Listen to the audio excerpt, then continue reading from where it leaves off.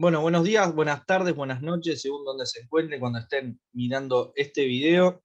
Hoy en Periferia vamos a hablar del conflicto que todo el mundo está hablando y que todavía sigue teniendo repercusiones y que está en continua acción, que es el conflicto entre Rusia y Ucrania, que obviamente tiene un montón de aristas.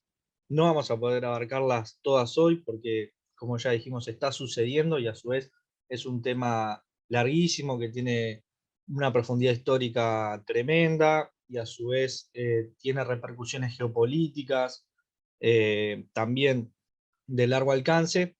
Así que bueno, hoy trajimos a tres personalidades, tres analistas que nosotros creemos importantes para poder trabajar este tema. Tenemos a Gabriel Merino, que es docente de la Universidad de La Plata, investigador del CONICET y es coordinador del grupo de Claxo China y el mapa del poder mundial, entre otras tantas cosas. Ana Laura Dagorret, que es periodista de la agencia de noticias PIA y también de ARG Medios. Tenemos a Rodrigo Alonso, que es economista, pertenece al colectivo Hemisferio Izquierdo, también a Cooperativa Comuna, es columnista de no, Cooperativa Comuna no, ¿cómo era se llama? ¿Cómo era? Trabajo y capital. Trabajo y capital, trabajo y capital. Eso porque estás en muchas cosas y me hace confundir. Columnista en el programa Legítima Defensa y también entre otras tantas cuestiones. Hoy para empezar le damos la palabra a Gabriel Merino, que nos va a estar compartiendo un poco el análisis de este conflicto a través de los mapas, que es medio como una primicia que se está armando. Así que les agradecemos a los tres y te agradecemos, Gabriel, que vas a empezar por la conversa. Bueno, le agradezco la invitación. Así que Nico, Rodrigo, Laura, un placer estar con ustedes. Sí, me parecía que estaba bueno, no sé, era algo que estoy todavía armando, que es mirar el conflicto desde distintos mapas, sobre todo para poner en crisis o en debate la visión dominante sobre el conflicto como un conflicto interestatal, nada más, o encerrado en una lógica interestatal entre Rusia y Ucrania, que es como hoy por hoy se mira este conflicto, ¿no? Entonces, aparece como cierto, en esa dimensión, bueno, hay dos estados en pugna, Rusia, la segunda potencia, bueno, nuclear primera, pero la segunda potencia militar o tercera del mundo, es una discusión, ¿no? Primero Estados Unidos, China, Rusia. Primer potencia nuclear en la cantidad de armamento nuclear que tiene. Bueno, gran potencia territorial, mayor país territorial con 17 millones de kilómetros cuadrados, etcétera, versus una Ucrania mucho más chica, pero que está ahí peleando contra la invasión rusa. Eso es lo que primero aparece en los medios, en la forma de interpretar. Y donde, bueno, también aparece una Ucrania como homogénea, Zelensky, un gobierno que representa esa Ucrania más homogénea, que tendría identidad, y que, bueno, combate y tiene capacidad de resistencia frente a Rusia. O por lo menos eso se editorializa, ¿no? Que hay un supuesto plan de Putin que en realidad nadie conoce a ciencia cierta, o lo que uno ve y lo que dicen los voceros del Kremlin, desde Moscú, eh, no necesariamente hablan bueno, de ese supuesto plan del que habla Occidente y que estaría saliendo mal, ¿no? Que es una invasión más lenta de lo previsto, una ocupación más lenta. Pero bueno, lo cierto es que ya van varios días del ataque y de la incursión rusa sobre Ucrania en tres frentes, por el norte, por el este y por el sur. Ese avance continúa, pero es interesante ver otras dimensiones del conflicto. Una primera cuestión fundamental y que aparece más solapada en este debate es entender que Ucrania está partida también, ¿no? Es algo que no parece tan claro. Entonces ya esa idea de homogeneidad de Ucrania empieza a hacer crisis. Está partida. Incluso este mapa es que es el orden mundial, una organización española, pero que tiene una mirada donde predomina, es bastante seria, pero donde predomina una mirada occidental, pero que claramente antes del conflicto, mostraba esta Ucrania partida, con esta línea que va en todo el sureste prorruso, donde además es el sector de la estepa, frente a este sector de bosques, que incluye obviamente ese sureste al Donbass, a Crimea, a Cherson, otra ciudad muy importante, Kharkov, como la gran ciudad del este ucraniano, que son lingüísticamente rusos, incluso, ¿no? Bueno, culturalmente rusos, incluso nacidos o de familia rusa, pero que también ahí, y es claro, a ver, gobernaba el partido o tiene mucho asiento y territorialidad, tenía por lo menos el partido de las regiones, que era el partido prorruso. Y que esta es una gran disputa desde la constitución de Ucrania como entidad independiente post caída de la Unión Soviética y post caída del muro. Es decir, estas dos Ucranias, en donde ya en los años 2000 la disputa entre lo que encabezaba Yushchenko, el sector prooccidental, y Viktor Yanukovych, el sector del este y más cercano a Rusia, ese choque es clave y se expresaba en la política, esa fractura. Esas fracturas, obviamente, pasa a un nuevo nivel en 2004 con la llamada Revolución Naranja, promovida por Occidente, financiada incluso por la Fundación Soros, con Albright, funcionario de Estados Unidos, convocando a 280 ONG a respaldar eso, a asegurar la victoria de los sectores de la Alianza Liberal Nacional Prooccidental en Ucrania, encabezada por Yushchenko. Es decir, esto ya viene, hay un primer proceso, ese 2004, que coincide con lo que veremos después, un importante proceso de expansión de la OTAN. Entonces, esto es clave, ver esta fractura, que después se agudiza en 2008, cuando en la cumbre de Bucarest de la OTAN, George W. Bush, propone la incorporación de Ucrania y Georgia a la OTAN. Esta fractura se agudiza. Y ni que hablar en 2013, cuando se produce el golpe prooccidental y el Euromaidán, golpe y protestas combinadas, a favor de Occidente y muy también apoyado por Estados Unidos en el terreno, con Victoria Nuland, que en ese momento era secretario para Asuntos Europeos y Euroasiáticos del Departamento de Estado y actualmente es la 2 de Blinken del Departamento de Estado, que incluso se habían imágenes en las protestas e incluso se filtró audios diciendo, bueno, a quién había que poner después de la caída de Viktor Yanukovych, el prorruso. Entonces, esto ya viene así y obviamente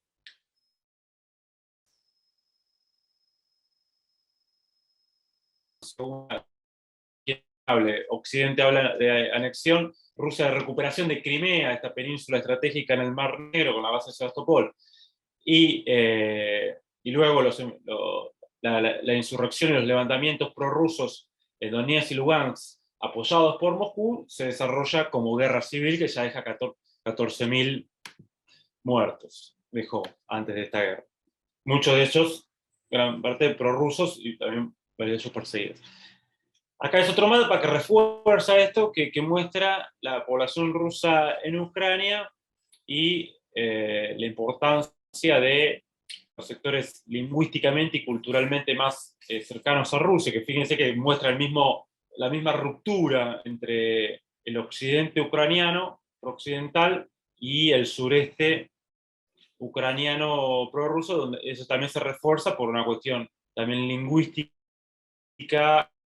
y cultural. La estrategia, el proceso de incursión, otros llaman invasión, ataques de Rusia sobre el territorio con el propósito de desmilitarizar a Ucrania, obligarla a la unidad, su capacidad de defensa y perseguir en particular a estos grupos ultranacionalistas,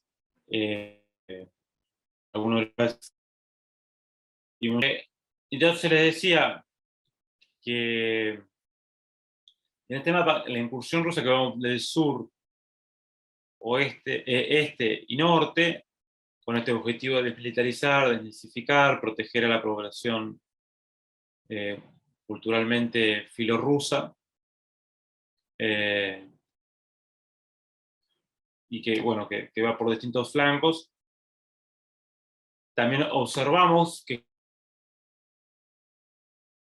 justamente que al parecer está habiendo una estrategia envolvente para encerrar todo lo que son las Fuerzas Armadas apostadas en esta zona, en el este, cerca del Donbass, y que se preparaban para una fuerte avanzada a partir de enero o febrero de este año en curso. ¿Sí? Apoyada fuertemente por la OTAN, entrenadas y con inteligencia y con armamento de la OTAN, y que, bueno, tenía también obviamente una fuerte, o una idea clave de que esta avanzada además posibilite como romper este empate estratégico que tiene Ucrania, eliminar estas repúblicas insurgentes de Donbass, o los sectores prorrusos insurgentes, apoyados también por Moscú, y inclinar a Ucrania hacia Occidente y hacia la OTAN. Bueno, acá se puede ver un poquito más mejor en estos mapas que en el anterior este avance, donde sobre todo, bueno, Rusia asegura eso, y lo que se ve es esta estrategia para mí envolvente, que es desarticular Kiev y consolidar de forma envolvente toda la zona prorrusa, este sureste, dejando acá encerradas las Fuerzas Armadas ucranianas y la Guardia Nacional que estaba apostada en este sector. Gabriel, una consulta. Vos decís que el antecedente inmediato de la guerra, más que el eventual ingreso a la OTAN, era una preparación de Ucrania para tomar el Donbass. Mirá, hay una cuestión de preparación muy fuerte en ese sentido. Uno no tiene acceso a todas las cuestiones de inteligencia, pero la información que uno tiene sí que había ahí un desarrollo de las Fuerzas Armadas ucranianas muy, muy fuerte, que por eso, fíjense que no avanza, a pesar de ser sectores prorrusos, no hay un avance tan claro en Donetsk y Lugansk de las fuerzas prorrusas, porque hay mucho personal de las Fuerzas Armadas ucranianas acá y también de los grupos civiles paramilitares ultranacionalistas. Por eso también importante fue la batalla de Mariupol. A ver, ya cuando asumió Biden, por ahí me estoy adelantando con lo que iba a decir antes, pero nosotros decíamos, yo decía en una entrevista, mira, el foco va a estar otra vez en Rusia. Volvió la estrategia globalista y volvió la necesidad con esa geoestrategia de avanzar en Ucrania y sacar a Ucrania de la influencia rusa. Y de hecho, bueno, vimos algunos avances de eso. Primero una reunión en agosto muy fuerte de la OTAN en Kiev, donde además le hicieron una carta, un ultimátum a Rusia pidiéndole a Rusia que devuelva Crimea a Ucrania. Después, en octubre, ¿no? Empiezan estas cuestiones a publicar el Washington Post y otros medios anglosajones, según informe de inteligencia, que decía, bueno, Rusia se prepara para una invasión, y que también a través de lo cual se legitimaba una intervención mucho más fuerte del territorio para apoyar y sostener a estas Fuerzas Armadas ucranianas, la Guardia Nacional, bueno, transferir armamento, etc. También eso coincide con que en septiembre se había terminado el gasoducto Nord Stream 2, que une a Alemania con Rusia, y ese gasoducto clave y estratégico que genera más interdependencia económica entre Alemania y Rusia, y que tiene obviamente inevitables consecuencias geopolíticas, entraba en la fase de certificación. Bueno, desde hace 10 años se viene oponiendo Londres y Washington a ese gasoducto, y bueno, estas este avance de la OTAN, que fue acompañada también por Zelensky, de reafirmar su idea de ingresar a la OTAN, incluso de ubicar, como dijo en febrero, creo que fue el 2 de febrero, armas de la OTAN, armas con capacidad de capacidad estratégica en caso de conflicto bélico con Rusia. Entonces, era como algo que se venía gestando muy fuerte. Pero bueno, la hipótesis ahí es que Estados Unidos acelera eso, esa incursión, y eso uno lo puede ver a través de distintos hechos.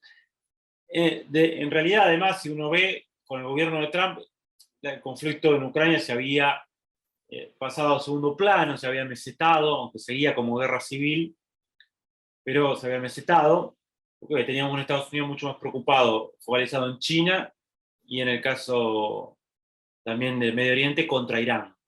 Pero bueno, hay que ver ahí. Pero sí, claramente vemos esa aceleración, y también vemos que la cantidad de tropas ucranianas en esta zona, bueno, era muy importante. Y después están todos los documentos del Ministerio de Defensa, que publicó el Ministerio de Defensa ruso, que bueno, hay que estudiar esos documentos, que también confirmarían esta cuestión de la intención de avanzar para retomar el Donbass por parte de las Fuerzas Armadas ucranianas. Yo todavía no estudié los documentos como para sacar una conclusión, pero bueno, son aparentemente documentos del propio gobierno ucraniano publicados por el Ministerio de Defensa ruso. Y perdón, ¿y esa incursión tenía alguna fecha planificada o era más o menos que se estaba dando? No, eso no te sabría decir, pero bueno, lo cierto es que también sí se había intensificado lo que serían lo que los rusos llaman persecución, los ataques a estos sectores culturalmente, entre términos culturales y lingüísticos, son filorrusos de Ucrania. Uh-huh. Entonces había intensificado. Y que los rusos hablan de genocidio, etcétera, como un elemento importante que ponen sobre la mesa. Claro. Y sobre lo cual también hay un debate, pero lo cierto, bueno, que sí había una fuerte hostilidad, sí, claramente, a los sectores prorrusos en Ucrania. Y que tiene que ver con esta fractura que hablábamos anteriormente, y que es histórica. Por ahí no sería muy engorroso referirnos a esa historia, pero es una fractura histórica. A ver, para entender esto también, a ver, hay que conectar, me parece, el conflicto interestatal Rusia-Ucrania que estamos viendo en relación al conflicto, a la guerra civil y esta fractura de Ucrania, y especialmente también al conflicto global. En el año 97 empieza a formalizarse, a quedar mucho más claro la idea de avanzar con la OTAN hacia el este. Este es un mapa que salió en el libro de Brzezinski, Zbigniew Brzezinski, este famoso geostratega, pensador geopolítico estadounidense, secretario de Estado durante la administración Carter, bueno, muy influyente en las élites globalistas de Estados Unidos, con su pensamiento neorrealista. Y que condensó de alguna manera en ese libro y otras publicaciones, también otros intelectuales, condensaron lo que era el nuevo pensamiento geopolítico y geoestratégico del establishment globalista en los 90, en plena Belle Époque neoliberal, mundo unipolar, consenso, hegemonía del consenso de Washington. Para estos sectores la clave era controlar Eurasia y a impedir que en Eurasia no se forme una nueva potencia o bloque de potencia que desafíen la primacía estadounidense. Eurasia, que es el gran tablero geopolítico. De hecho, el libro se llama, ¿no?, Tablero Geopolítico Mundial. Y en ese libro, y otros libros, después hay otro en 2004 y el último en 2013, de este pensador, ¿no? Ahí se refuerza la clave de controlar estas dos periferias euroasiáticas, ¿no? Como una premisa central. Y que se expanda, en el caso de Europa, la OTAN hacia el este, llegando a la frontera con Rusia, incluso partir a Rusia en tres pedazos, en tres estados, y bueno, también controlar todo lo que sería la periferia del Indo-Pacífico, euroasiática, y ir construyendo una alianza militar similar a la OTAN en esa región. ¿Qué es lo que después va a avanzar con Obama y con Biden en el gobierno? Eso también apoyado después ya con Obama, Biden, por 2008-2009, con dos grandes tratados de comercio, inversión, dos grandes tratados económicos. El TPP, el Trans-Pacific Partnership, que es el Tratado Transpacífico, y el Tratado Transatlántico. Bueno, y el gran hecho, digamos, que inaugura este proceso de avance en el caso europeo fue, entre otros, la guerra en la ex Yugoslavia, en Kosovo, donde, en Serbia, donde se bombardea Belgrado, y se apoya a Kosovo en nombre de la autodeterminación de los pueblos, autodeterminación que hoy se le niega, por ejemplo, a los pueblos prorrusos de Donetsk, Lugansk y Crimea. Bueno, también un debate, ¿no? ¿Qué principio se esgrime para cada caso? Es el de integridad territorial, o el principio de autodeterminación de los pueblos. Pero lo cierto es que esa guerra del 99, en la ex Yugoslavia, inaugura también el proceso de incorporación de un conjunto de países, ¿no? Polonia, primero, y otros dos países de la Unión Europea, después en 2004 otra ola, y a partir del 2008 la idea, que ya aparecía en los documentos del 97, que entre 2005 y 2010, bueno, finalmente fue en 2008, se incorpore Ucrania y Georgia, y llegar a la frontera con Rusia.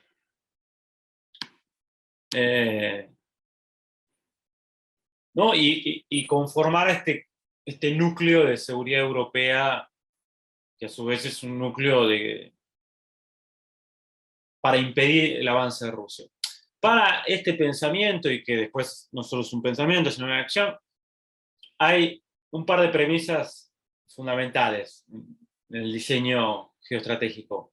Una es que Rusia con Ucrania puede ser una potencia euroasiática, una potencia de proyección global, puede reconstruirse, y Rusia sin Ucrania no. Por lo tanto, Ucrania tiene que pasar a la órbita occidental, es clave eso, por su tamaño, por lo estratégico, porque es un pivot fundamental en Eurasia, por lo que implica para Rusia el control de Crimea y del Mar Negro, por sus tierras fértiles, por la cantidad de población, porque en la zona este quedó mucha de la industria pesada de la vieja Unión Soviética, justamente ahora en el Donbass. Bueno, es clave. La otra premisa clave es impedir a toda costa una unificación de Eurasia y, en particular en este caso, un estrechamiento de las relaciones entre Rusia y Alemania, o el eje franco-alemán y Rusia, que opacaría, eclipsaría el poderío estadounidense y la presencia estadounidense en Eurasia, el principal tablero geopolítico mundial. Entonces, esto es importante porque es clave entender esta estrategia. Después los neoconservadores con Bush le metieron otros matices, pusieron un poco más de atención en Medio Oriente, pero esta estrategia es clave y es parte de los cuadros del complejo industrial militar del Pentágono, del Departamento de Estado, y gran parte del núcleo de poder de Estados Unidos. Está impregnada esta estrategia, que además está en relación a cómo se rediseña en los 90 en plena hegemonía, bueno, para ellos como las nuevas reglas de juego del capitalismo del siglo XXI. Y para eso hay que acumular este poder y controlar Eurasia de esta manera. Gabriel, te hago una consulta. Sí. Esto, digamos, esto que sucede ahora es parte porque, por ejemplo, en la administración Trump se descuida Europa occidental y Europa oriental también, o es que también Europa ya está perdiendo gravitación hace décadas digamos, todavía no se dan cuenta de eso. Porque, por ejemplo, el libro de Brzezinski también habla en un momento que no sé si dice, Europa es una vieja solitaria que ya no tiene, no me acuerdo exacta la frase, pero es como que pierde gravitación. No sé si me explico. Y bueno, el gran problema de Europa es que es un protectorado militar, digamos, estadounidense o anglo-estadounidense, ¿no? Porque hay un núcleo de poder que es anglo-estadounidense o ese polo de poder estadounidense, pero donde Canadá, Inglaterra, Australia, Nueva Zelanda, es decir, el Five Eyes, digamos, los 5 ojos, que es esa alianza que ya apareció en la Segunda Guerra Mundial, donde se comparte toda la inteligencia, es parte de un mismo polo de poder. Entonces Europa aparece como protectorado de ese polo de poder sin capacidad de desarrollar sus fuerzas armadas, su complejo industrial militar, y de ahí desarrolló una autonomía estratégica. Entonces, por un lado, en términos económicos, es una potencia Europa, o ¿no? Económicamente tiene un lugar de centro, pero siempre y cuando, en el diseño de la posguerra, como le pasa a Japón, no puede desarrollar autonomía estratégica, no se puede desarrollar como polo de poder independiente. Entonces, esto obviamente influye. Y a medida que pasa el tiempo, esto se hace cada vez más evidente, y sobre todo con la crisis de hegemonía de Estados Unidos, el declive relativo a este nuevo mapa multipolar, cada vez más los europeos empiezan a estar perjudicados entre comillas, pongámosle, en esta ecuación. Aunque todavía muchos evalúan que todavía son mayores los costos que los beneficios que los costos.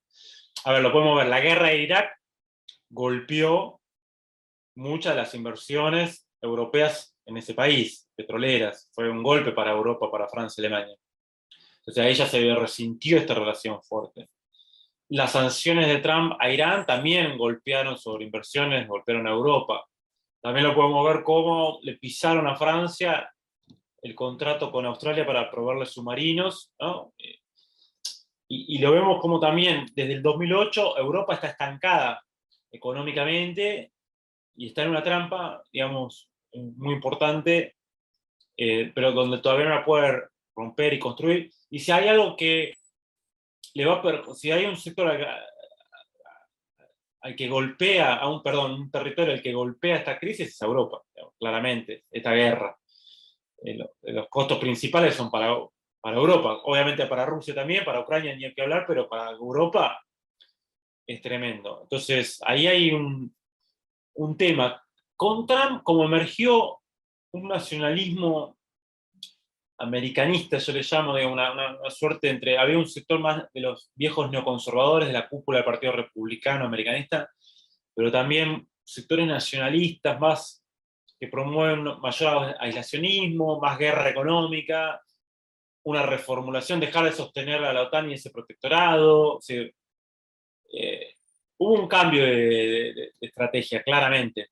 Incluso poner en crisis las instituciones multilaterales que eran parte de la hegemonía de Estados Unidos. Y en ese sentido hubo un cambio con respecto a Ucrania también. Sí, apoyó Trump mucho más fuerte la cuestión contra Irán y la intervención en Medio Oriente, y al apoyo obviamente a Israel, y focalizó con China, con la guerra económica, comercial, tecnológica y esta idea de nueva guerra fría contra China. Pero bueno, hay que ver, hay una fractura, yo trabajo, ¿no? Hace ya bastante tiempo, hay una fractura muy profunda en Estados Unidos, incluso en su establishment, que si bien puede tener objetivos geopolíticos comunes, después claramente uno ve que tiene distintas geoestrategias, y bueno, es clave eso analizarlo. Pero también por eso decíamos, cuando volvió Biden, bueno, yo dije, vuelve el foco a Ucrania, porque ellos ven una cuestión de vida o muerte. Hay que frenar ahora el desarrollo de un polo, de un bloque de poder euroasiático, de una Rusia reemergente que construye la Unión Económica Euroasiática. Bueno, ahora veremos unos mapas. Hay que frenar eso antes de que sea tarde. Y aparte de eso, frenar a Rusia golpea a China, digamos, o sea, y puede aislar a China. Porque el gran tema, la gran fortaleza de China es esta alianza, este conjunto de alianzas y desarrollo euroasiático y donde en ese desarrollo la clave es la alianza con Rusia. O sea, lo que vos planteás también, Gabriel, es que generalmente se dice que Estados Unidos puede tener diferencias, pero que a nivel de política exterior siempre lleva como el mismo rumbo, quizás desde la doctrina Monroe. Vos lo que estás planteando es que ahora que ya desde hace un tiempo hay una divergencia bastante llamativa y bastante importante. Vos fíjate que en Irak ya se vio eso, que los globalistas no querían la guerra de Irak, sí la de Afganistán. Sí, la de Afganistán, que de hecho va toda la OTAN ahí juntos, y los aliados tradicionales.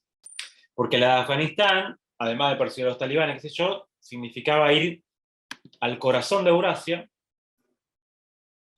acá, perdón, acá, justamente al corazón de Eurasia, esto que está abarcado más, más clarito, y frenar, o por lo menos tener un pie ahí, entre otras razones, ¿no? También lo que se estaba desarrollando acá, lo empezaba incipientemente en el 2001, que era la Organización para la Cooperación de Shanghái. Esto que ya ahora abarca todo este bloque. Claro. Y que es clave en este conflicto. Esta Organización para la Cooperación de Shanghái, uno lo puede entender como la respuesta, o parte de la respuesta a esa geoestrategia globalista, geoestrategia, ¿no? que estábamos describiendo, esa idea de imperio global en los 90, que estábamos describiendo anteriormente.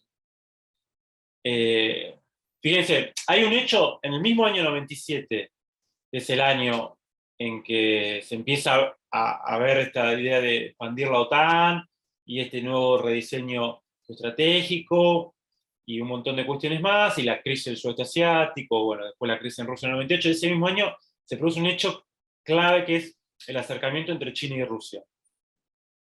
Y los primeros instituciones es los 5 de Shanghái, donde resuelven un montón de cuestiones limítrofes entre China y Rusia, pero también Kazajistán, Kirguistán, Uzbekistán, Tayikistán, los países de Asia Central. Y después, en 2001, lanzan esto de la Organización para la Cooperación de Shanghái, que es este gran bloque que después, post conflicto en Ucrania 2014, incorpora a Pakistán y la India. Y ya me acuerdo que en The Economist sacaron una nota en este gran medio británico, esta revista bien del establishment financiero anglosajón, The Economist saca que justamente ve como peligroso este crecimiento y como China dice está con la Pax cínica, o sea, como la Pax China, ¿no? La Paz China. Y cómo está construyendo un nuevo orden China y muestra esta Organización para la Cooperación de Shanghái, una organización de seguridad, de cooperación económica, y que con vínculos también en materia de cooperación de defensa, como una amenaza. Y después sigue incorporando miembros, y tal vez así que el año pasado incorporó nada más y nada menos a Irán. Bueno, Brzezinski en ese libro, El tablero de ajedrez mundial, dice, ¿cuál es el triángulo de la muerte para Estados Unidos? ¿Y cuál es un riesgo fenomenal que se me una Rusia, China e Irán? Ya lo decía en el 97. Y esto es lo que se está produciendo. Por otro lado, Rusia también contesta como parte de lo propio,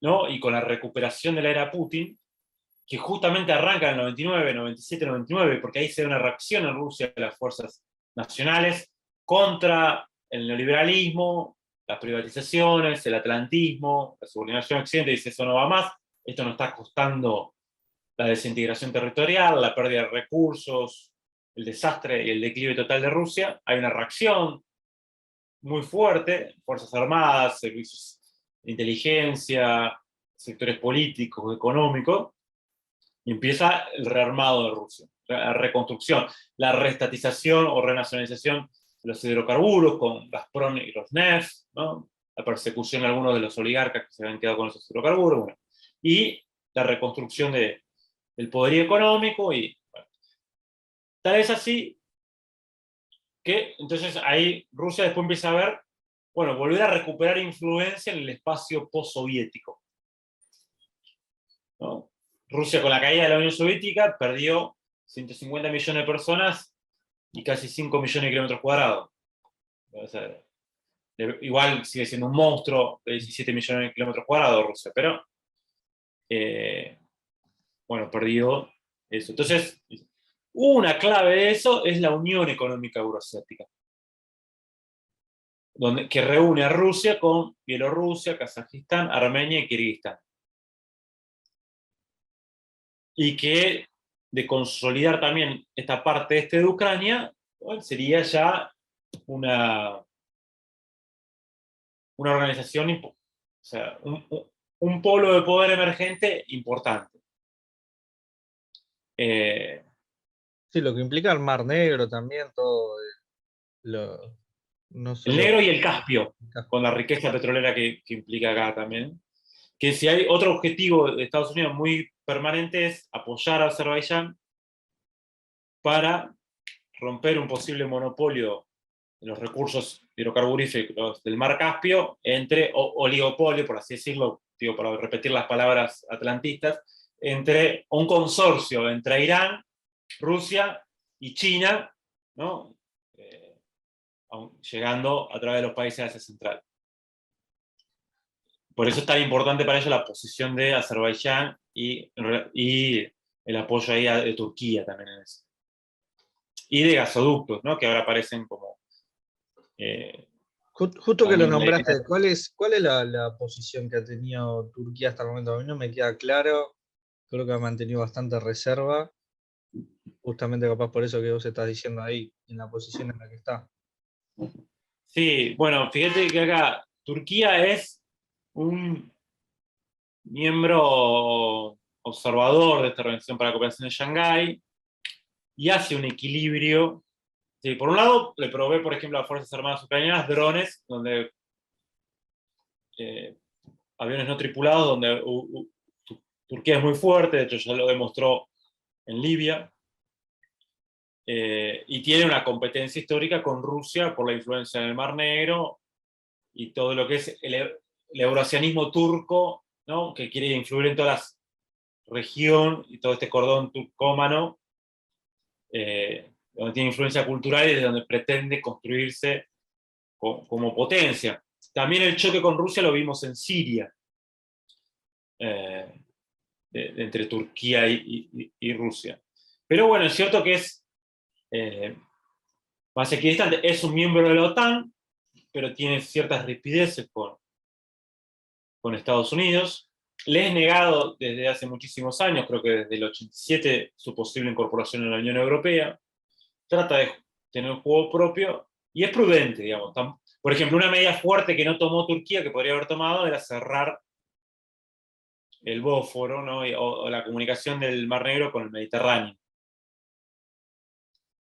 Este paso. Claro. Y no lo hizo. Se negó. Ahí. O sea, no quiere escalar el conflicto con Rusia, Turquía. Incluso después de momento de tensión han llegado a varios acuerdos. Sí, por la posición en la que está y todo, puede creo que es uno de los pocos que puede quedar bien parado, caiga para donde caiga la moneda, creo. Claro. Y sí. Sí. Coincido con esa apreciación. Hay que ver, también tiene muchas tensiones internas y ese giro más anti-occidental que tomó en los últimos años el gobierno turco le ha traído consecuencias. Veremos cómo sigue.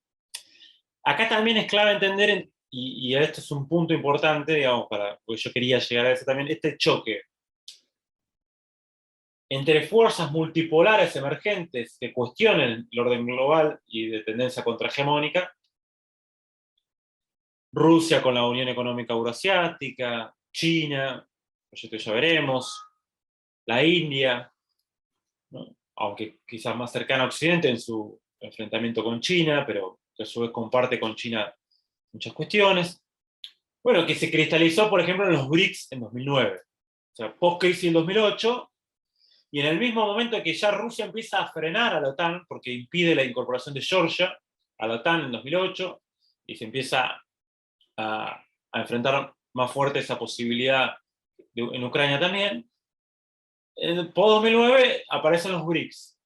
Esa potencia, esos poderes emergentes versus el viejo orden unipolar de hegemonía estadounidense, occidental, en un proceso de declive relativo. También con sus contradicciones internas muy fuertes que describíamos. Entonces esto es un momento, es clave también para entender esto, para entender por la votación en la ONU, digamos, con Rusia, contra Rusia. Fíjense que la mitad de la población mundial, representada, mediada por sus estados, no votó contra Rusia. Se abstuvo. Sí. Y fíjense quiénes se abstuvieron. Bueno, justamente estas potencias emergentes. Menos Brasil, todos los BRICS. Sudáfrica, India, China, ¿no? Pero bueno, se vio en esa votación bastante claro esto.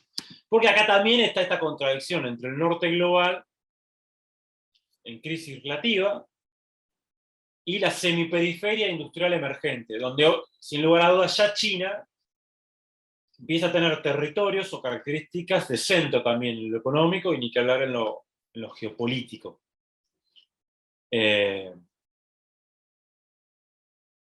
Porque esta crisis por un lado se expresa como una discusión de, bueno, vamos a redistribuir el poder global, le dicen los emergentes, los poderes emergentes, ya sea de proyectos de elites de poder o proyectos populares, digamos, pero son todos emergentes que confluyen en la idea de cuestionar el viejo orden y el viejo reparto del poder, pero también redistribuir la riqueza, lo que también implica romper monopolios tecnológicos, discutir el control de recursos naturales, el manejo de la información, etc. Esta contradicción está, y donde ya China empieza a tener ciertas características de centro, por su desarrollo económico, sus fuerzas armadas, tecnológico, etc. Lo cual te cambia el mapa. O sea, un dato simplemente. Ya, el PBI industrial de China es igual a la suma del PBI industrial de Estados Unidos, Japón y Alemania. Pero eso le agrega que es el principal país con solicitud de patente desde 2019.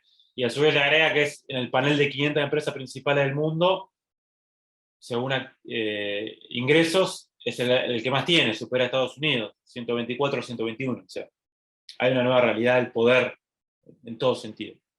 No me quiero extender en eso. Eso sí se expresa en esta nueva ruta a la seda. Que justamente, si hay algo central de esta nueva ruta a la seda, es esta alianza China-Rusia, o esta asociación China-Rusia, que el año pasado definió que era una asociación sin límites, ¿no? O sea, así de fuerte. Sin límites. ¿Y qué es el colchón estratégico de Rusia en este conflicto? Así como Ucrania y la capacidad que tienen las fuerzas nacionalistas o de esa coalición liberal nacionalista pro-occidental de Ucrania, la fuerza es la OTAN también, ¿no? Y su colchón estratégico. Entonces este es el conflicto global que atravesamos.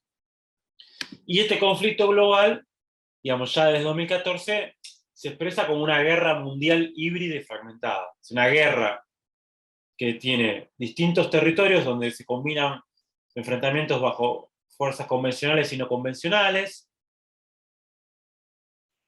donde en estos territorios de una u otra forma disputan estos grandes polos de poder, más allá de que haya conflictos específicos locales, y donde además se disputan en distintos frentes, ¿no?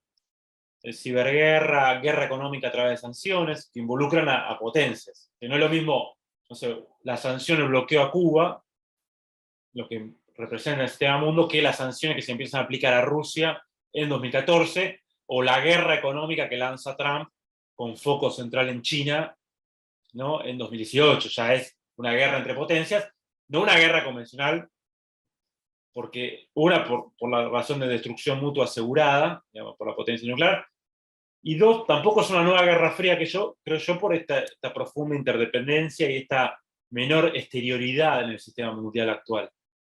Entonces, bueno, esta guerra híbrida, guerra económica, financiera, ciberguerra, guerra de información y propaganda, bueno, estos conflictos combinados, etcétera, etcétera, etcétera. Pero bueno, pasé rápido como para hacer un pantallazo, pero me parecía que articular estos, o sea, el conflicto interestatal, el conflicto de guerra civil y la fractura interior de Ucrania, y el conflicto global sobre todo, es clave.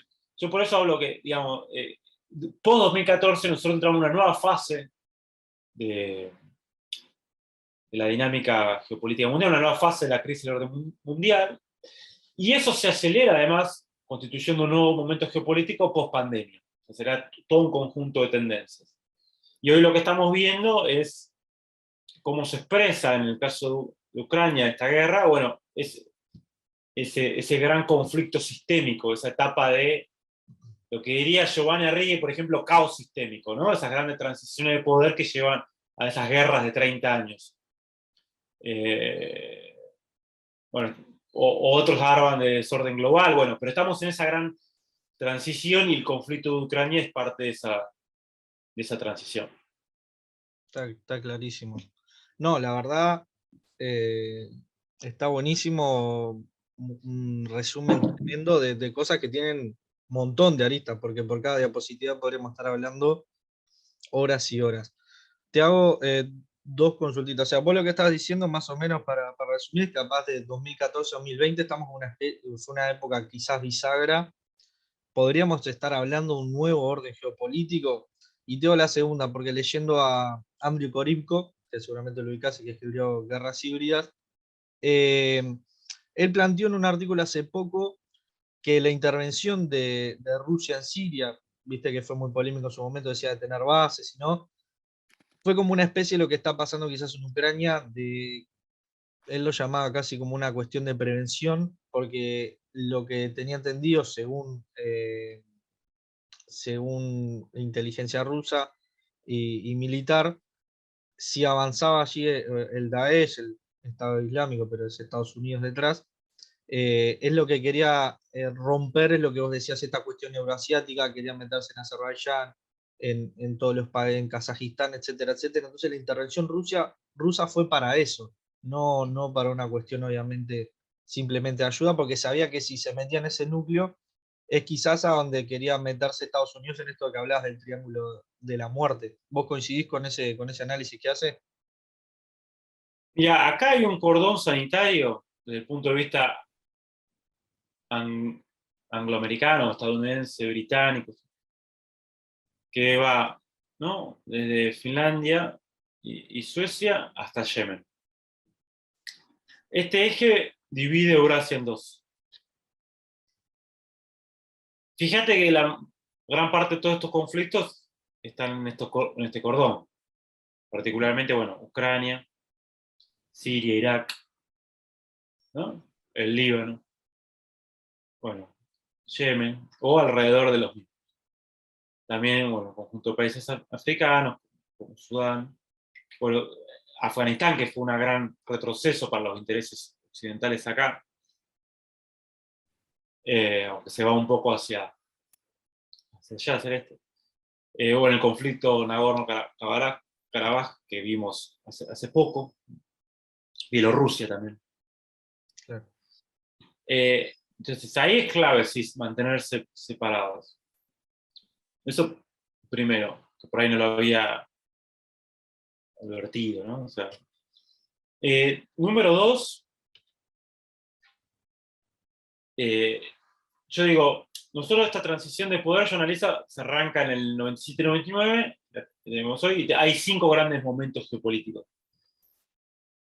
97 a 2001 es el germen, o cuando se inicia.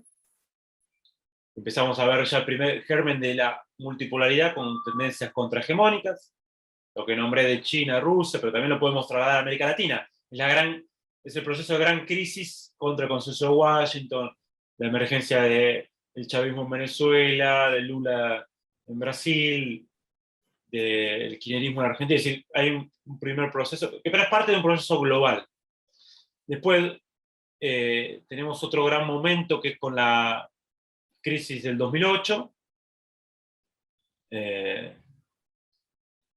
Después tenemos, bueno, lo que les mencioné, el 14, y pospandemia otro gran momento. Con un conjunto de tendencias estructurales que se desarrolló. Más que un nuevo orden geopolítico, lo que hoy tenemos es un desorden total, digamos, en el sentido de refuerzo esta idea de, bueno, hoy lo que prima es la disputa, si no hay orden, o sea, se rompió el orden y lo que hay es el momento de la fuerza, que puede ser de la fuerza técnico-militar o no.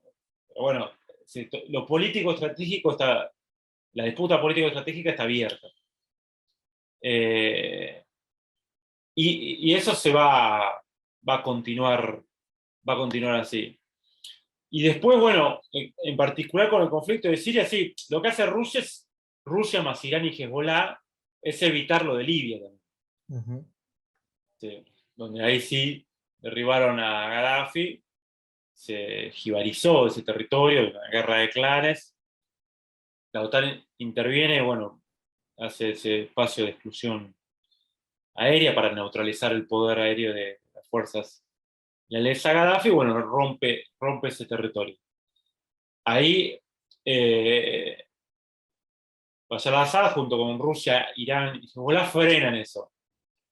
Y frenan ese rediseño de esa área y garantizan, por lo tanto, que hay un cordón acá, que justamente es Irán, Irak también, Siria, Líbano.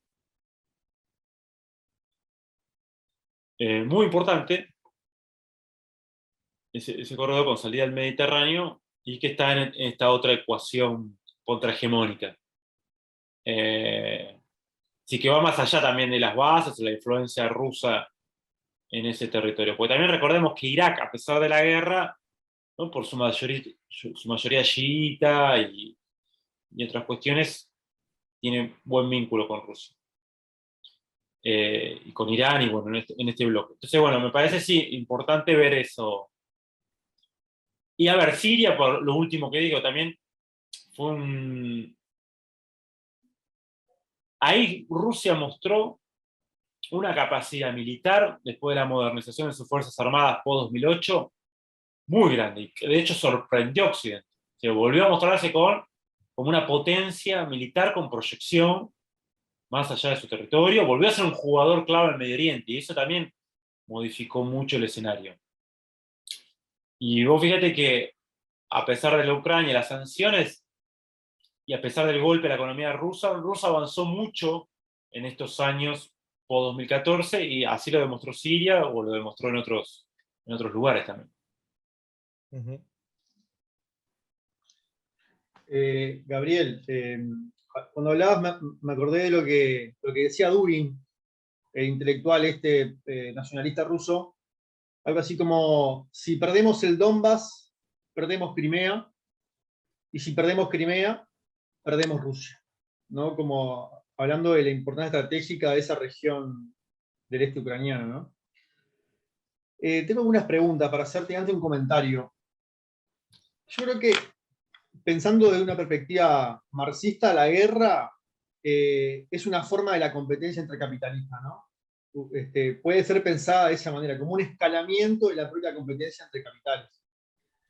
Y me pregunto si ese marco conceptual nos puede servir para pensar este conflicto más general, además del viejo conflicto que viene de Mackinder y que después va a retomar Spikman, ¿no? Que creo que calza bastante bien en este encuadre que vos estuviste haciendo. Y en ese sentido, de pensar el conflicto entre capitales, pienso el caso de Rusia también como una reemergencia rusa post-crisis soviética, a partir de algo que también explica la reemergencia del polo latinoamericano en su momento, que es la expansión rentista del 2005, 2004 al 2015. O sea, porque Rusia también tiene una cualidad como capitalismo sustentada en la renta del suelo, en este caso en la renta petrolera y la renta gasífera, ¿no?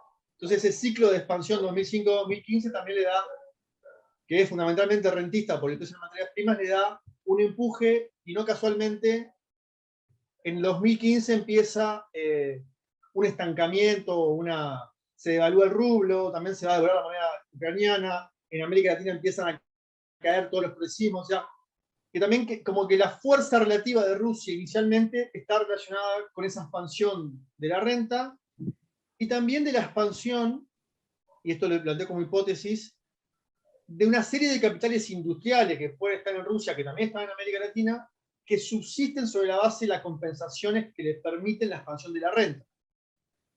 Digo esto también tomando como marco conceptual unos aportes de un compatriota tuyo que se llama Juan Iñigo Carrera, que habla de la importancia de la renta en los ciclos de sequía. Entonces ahí la pregunta que me hago es, ¿tiene sentido pensar esto también como una especie de cerco de la OTAN? Porque fíjate que el mapa que ha circulado estos días de quienes votan contra Rusia son todos los países que tienen un PIB per cápita superior a los $30.000 anuales, más o menos. O sea, el eje de la OTAN, Europa Occidental, Japón, Australia, Israel. O sea, son la particularidad que son los capitalismos con un PIB per cápita superior, por tanto son los capitalismos que están en la frontera tecnológica y de productividad, ¿no? Que de alguna manera están cercando a los capitalismos emergentes y por tanto están cercando también a aquellos capitales que están en condición de sobrante en términos relativos con estos otros capitales de más avanzados, ¿no? Eso por un lado. Pregunta puntual acá es la estrategia de la OTAN. ¿Hasta dónde llega en este sentido? ¿Llega hasta balcanizar Rusia, por ejemplo? ¿Llega hasta apropiarse de Rusia para fragilizar la base energética de China, por ejemplo, teniendo en cuenta que Rusia es superavitaria energéticamente y China es deficitaria?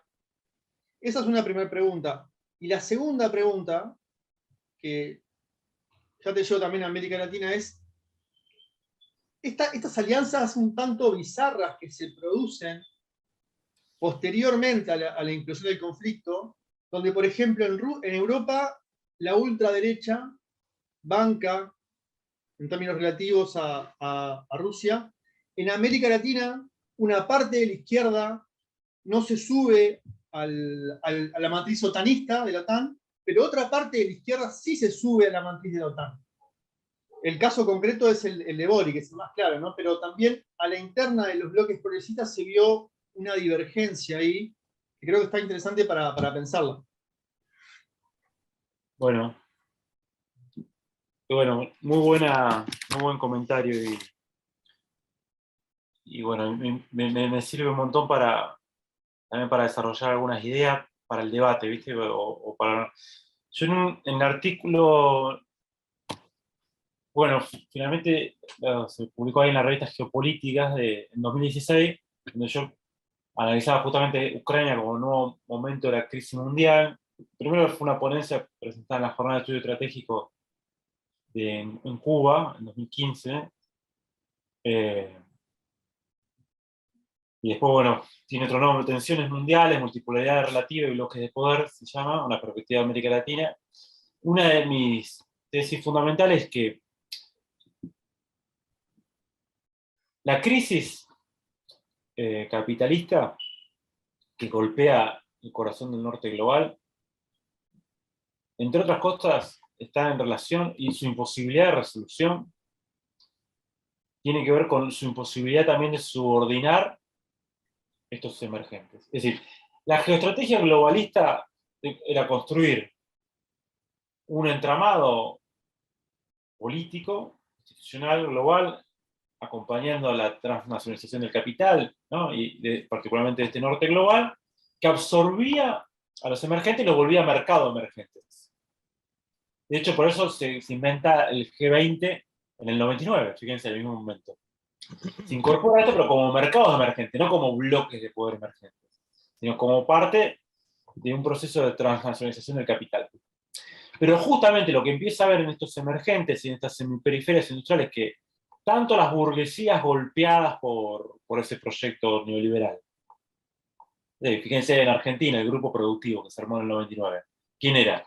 Techín, Masur, ¿sí? Capital Industrial, la Unión Industrial Argentina, y otros que, golpeados por el proceso de extranjerización económica, ¿no? Baja de la tasa de ganancia, financiarización, etc.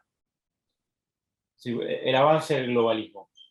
Bueno, pero eso pasa también en Rusia y pasa en otros emergentes. Turquía pasa. De hecho, a partir de ahí emerge esta idea de eurasionismo en la India. Se empieza a haber una reacción contra eso, contra ese proyecto globalista. Y queda mucho más claro post-2008. Y la imposibilidad de absorber y que el capital sobreacumulado pueda, a partir de una resolución político-estratégica, absorber a esos emergentes, quedarse con sus recursos naturales, y darle una solución espacial para una nueva fase de acumulación de capital, está en el corazón de la crisis. Y por eso se acelera también la financiarización post-2008, ¿no? Y entra en estancamiento. Fijémonos que Europa y Japón están estancados desde el 2008. Si vos agarrás el PBI por Banco Mundial, se encuentran estancados en la participación en el valor, ¿no? En la distribución del valor mundial. Y Estados Unidos crece, pero crece a costa de una enorme financiarización, que le permite captar valor, ¿no? Pero así todo agudizando sus contradicciones internas. Especialmente con lo que emerge con Trump, que ahí sí tenés lucha entre capitales. Adentro de Estados Unidos, que no es adentro de Estados Unidos porque disputa a nivel global, pero entre las fracciones retrasadas y las industriales y la fracción financiera global con sus tecnológicas. Ahora bien, ¿es lucha entre capitales? Acá Rusia y China te dan una complejidad mayor. En el caso de China, mucho mayor. Pero en el caso de Rusia ya hay una burguesía industrial, pero también hay un Estado empresario muy fuerte. Es decir, ¿qué es lo que funciona en Rusia fuerte? Rosneft y Gazprom, digamos, empresas estatales, gas, petróleo, complejo industrial militar, segundo vendedor de armas del mundo, que eso sí es de punta, digamos, eso tiene características de centro en su desarrollo, o cierta característica de centro. Y después, bueno, entonces es una semiperiferia. Tiene renta de recursos naturales, pero tiene un entramado industrial asociado a eso. Y de hecho, estas empresas, Gazprom y Rosneft, tienen desarrollo tecnológico. Son más semiperiferias, son capitales intermedios en esta competencia mundial, pero son estatales. Y China mucho mayor. En el corazón de China hay 95 conglomerados estatales que están en el corazón de la economía china. Entonces, es una lucha interempresaria, pero no necesariamente o no puramente interburguesa, o sea, entre capitales. Con lo cual le da toda otra característica a estos poderes emergentes. Bien, entonces ahí tenemos, ¿no? esa cuestión. Y que acá se ve, son estas semiperiferias. Insisto, obviamente Rusia lo que tiene es una capacidad tremenda para controlar gran parte de esa renta de recursos naturales, con eso modernizar su fuerza armada y con eso sostener un cierto entramado industrial. Pero también tiene la 10ª industria automotriz del mundo, Rusia, ¿no? Y estas empresas estatales tienen capacidad para copar el mercado global también, hacer inversiones. Bueno, lo vemos acá en Vaca Muerta, no sé. No son empresas dinámicas. Lo que pasa es que es de complejidad media, no disputan la alta. En el caso de China sí ya tiene capacidad de disputar en la alta tecnología, quizás no en frontera, pero sí en alta tecnología. Y en frontera en algunas ramas y sectores específicos. Entonces, bueno, eso complejiza esta transición. A lo que se le agrega la lucha de capitales al interior del norte global.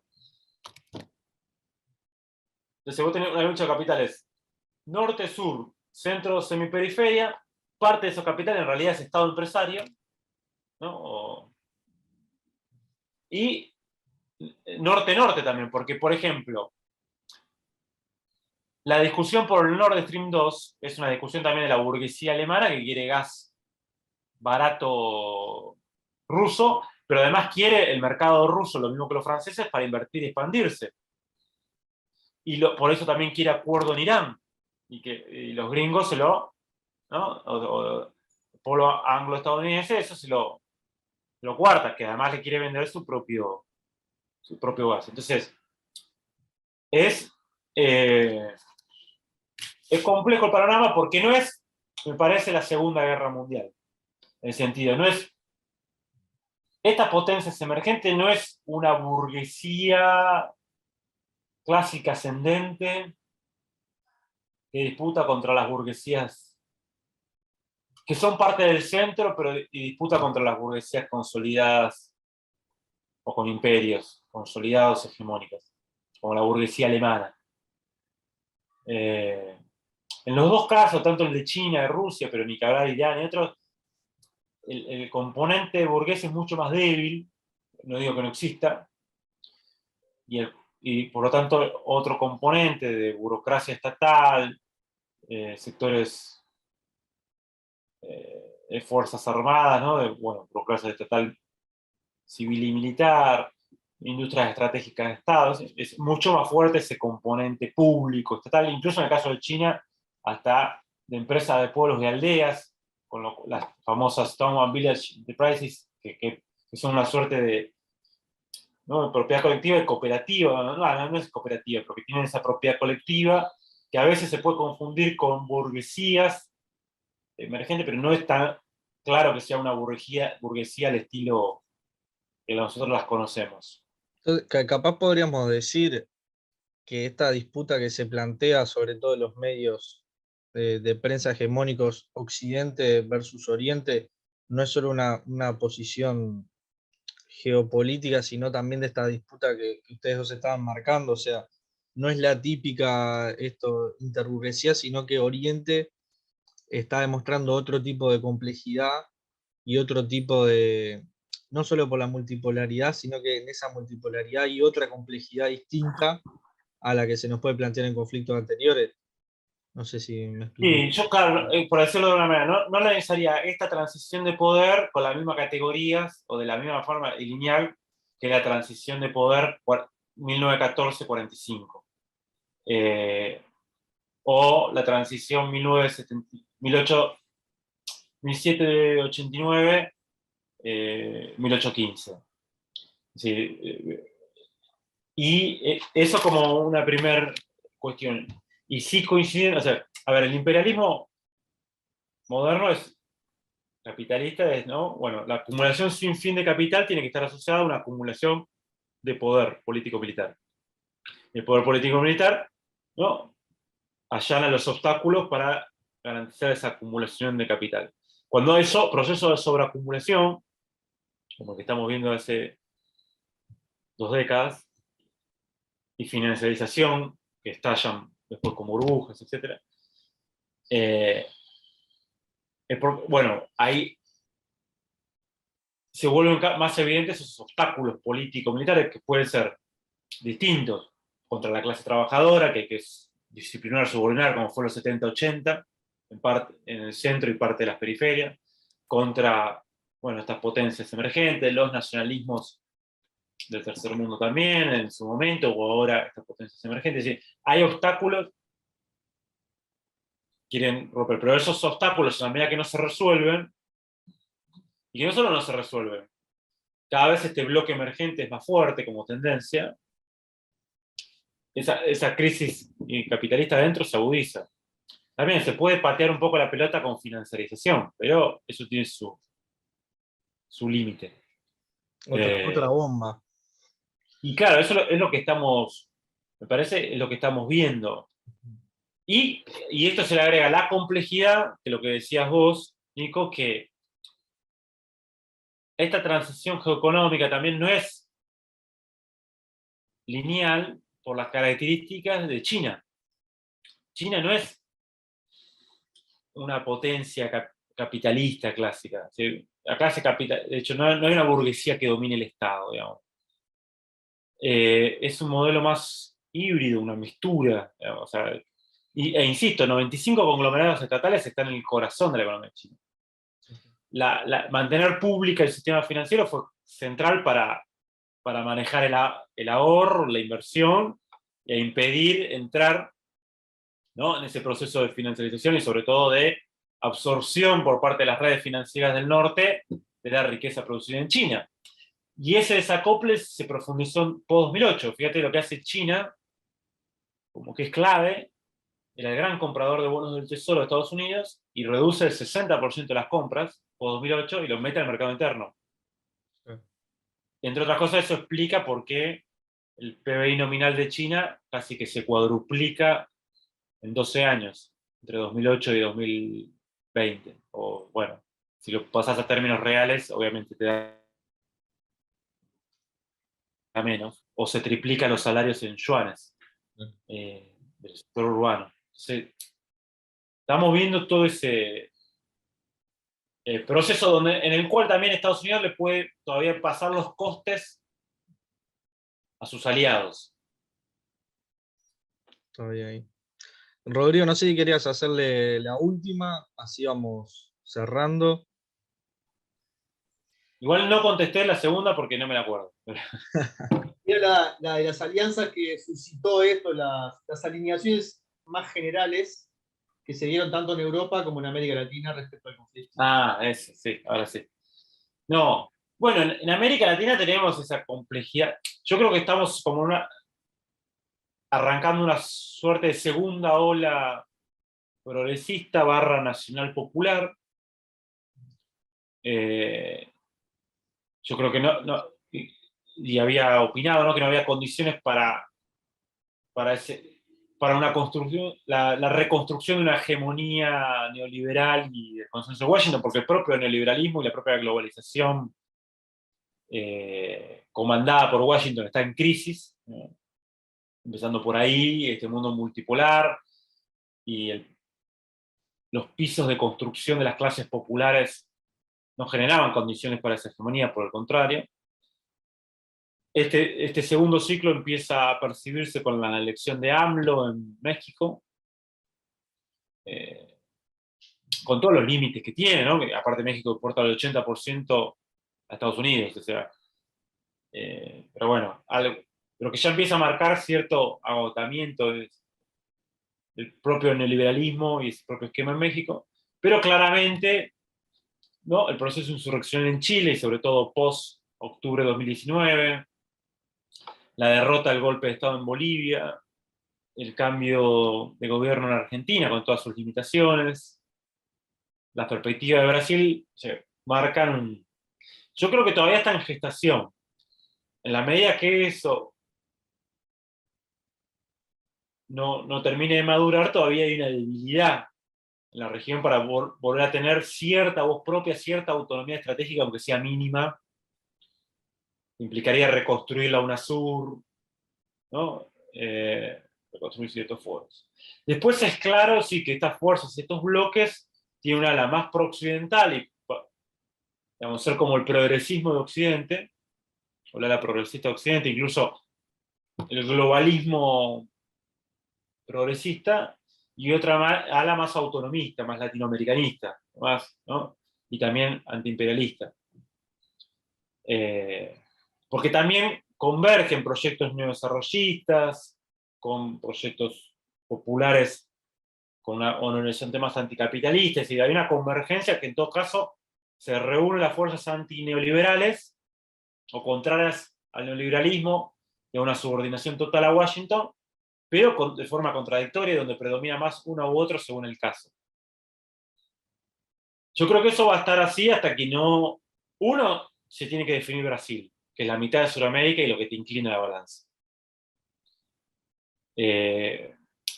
Hay cuestiones de escala que cuando uno estudia, ¿no?, la geopolítica, la economía, ¿no?, es central tener en cuenta, ¿no? Y que se incline Brasil la balanza es clave para empezar a consolidar. Dos, la otra clave es que las fuerzas populares puedan enfrentar ciertos momentos de bifurcación, como diría Linera, ¿no?, esos puntos de bifurcación de grandes definiciones, con proyecto propio y con fortaleza, ¿no? Propia. Vamos hacia grandes definiciones, pero todavía no está claro, ¿no?, la estrategia de las fuerzas populares para dar una avanzada más fuerte en el proceso. Por ejemplo, todavía yo no veo con claridad, nosotros seguimos hablando de integración, y no hablamos de Estado continental. Para empezar sí, bueno, en esta transición, sostener desde las fuerzas populares la idea de Estado continental, de las clases populares.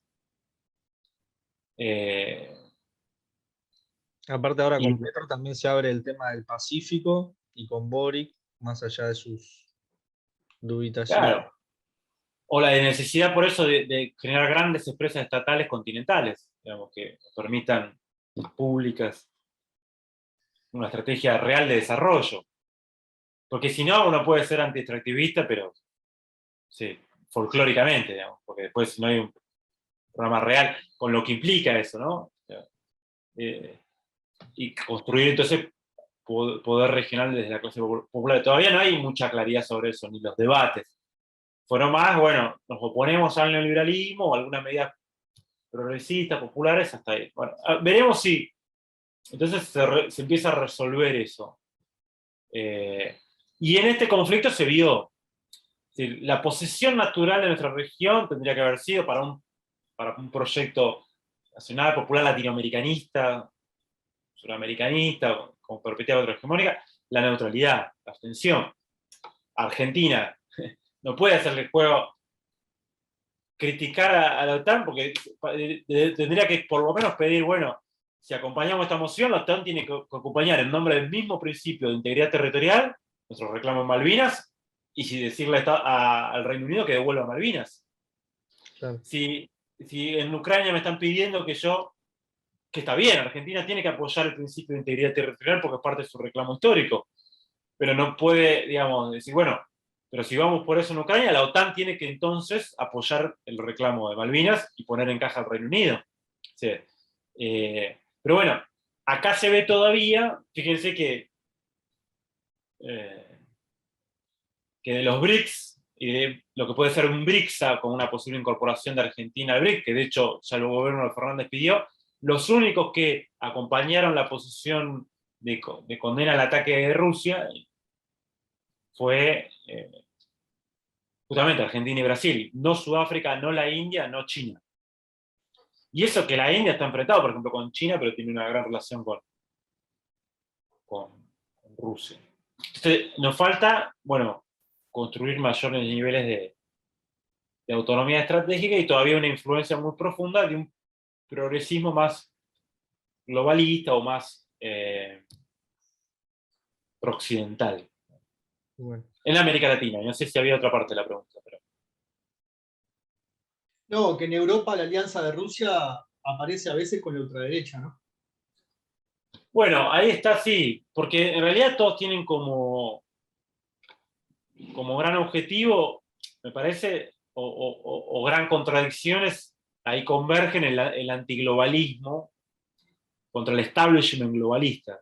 Las burguesías retrasadas del centro, como Trump, o lo que puede expresar Le Pen, o Salvini, la burguesía retrasada del centro se enfrentan a lo mismo y quieren recuperar soberanía nacional y proyectos nacionales de desarrollo y mayor proteccionismo contra el globalismo. Y ahí convergen en parte con Rusia, aunque después tienen sus grandes diferencias. Y la izquierda occidental, salvo honrosas excepciones, es más un liberalismo de izquierda que a veces que un desarrollo marxista y con mayor claridad y mayor autonomía de las clases populares, digamos. Y se repiten muchas consignas occidentalistas, a veces muy claras, más desde un liberalismo de izquierda que ya sea un marxismo o de otra tradición teórica, pero que brote desde las clases populares. Creo que también por eso tiene muy poca incidencia la izquierda occidental, porque no está expresando un proyecto más claro desde las clases populares, las clases trabajadoras y con mayor autonomía de pensamiento y planteo.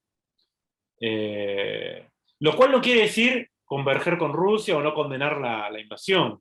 Eso puede estar incluido, pero es como que quedan muy atrapados en el occidentalismo y apoyar al imperialismo anglo-estadounidense que en una posición propia, que puede incluir, decir, bueno, no estamos de acuerdo con Rusia, pero uno no lee una posición propia, porque de mínima uno tiene que plantear, o sea, lo primero que se tiene que plantear es un cuestionamiento radical al rol de la OTAN como parte de una alianza expansiva que sostiene al imperialismo anglo-estadounidense, o sea, partiendo de ahí. Después uno puede criticar a Moscú y lo que se quiera, pero sin eso, hasta se olvidan de la guerra en la ex Yugoslavia, ¿viste? Como si Belgrado no hubiese sido bombardeada, y ya hablan de la Segunda Guerra Mundial. O se legitima el imperialismo francés en 15 países africanos, que lo tiene todavía bajo, ¿no?, la zona del Franco, y con cantidad de conflictos en las últimas décadas para mantener esa posición y mantener su influencia en 15 países africanos, y claramente aparecen como semicolonias. Y que fue clave, y hay una guerra tremenda en Libia también, que queda como muy opacada. En la izquierda europea no se hace cargo de lo de Libia. Nada, o sea, saludo igual que se empiezan a dar esos debates, pero bueno, yo lo de la derecha lo veo lógico porque son burguesías nacionalistas retrasadas que van contra el globalismo y tienen ahí cierto acuerdo. Obvio, eso que le regala el campo al globalismo para armar, bueno, democracia versus autocracias, liberales versus antiliberales. Esa es una antinomia. Lo que oculta esa antinomia, que es una trampa ideológica, es cuáles son las contradicciones que están operando ahí, ¿no? Que es lo que nosotros tenemos que observar para justamente no caer en esa trampa ideológica, en esa disputa entre dos burguesías, o como puede ser el globalismo y el nacionalismo en Estados Unidos, ¿no? O sea, una posición propia desde América Latina y desde las clases populares y de los sectores de la producción y el trabajo que tienen que expresar una estrategia propia. Gabriel, te agradecemos un montón, nos quedaremos hablando muchísimo más, sabemos que te tenés que ir y estás corto de tiempo. Gracias por la conversa, gracias por la clase, una clase que debe ser difundida por un montón de lugares. Gracias a vos, Rodrigo, también por estar ahí, por las preguntas, por el análisis atento. Bueno, ya para la próxima vamos a armar como una serie este conflicto. La próxima va a ser con Micaela y con Ana Laura, y también tenemos por confirmar otras charlas, así que esta serie va a seguir, pero queremos empezar con ustedes dos ahí para dar un marco bien interesante y bien abarcativo de lo que implica este conflicto, y no cerrarnos a solamente las fronteras de Rusia y Ucrania. Así que muchas gracias, Gabriel, muchas gracias, Rodrigo. Bueno, gracias, Rodrigo, gracias, Nico, un gustazo, y bueno, nos veremos la próxima. Bueno, vamos arriba. Vamos arriba, un abrazo. Vamos arriba.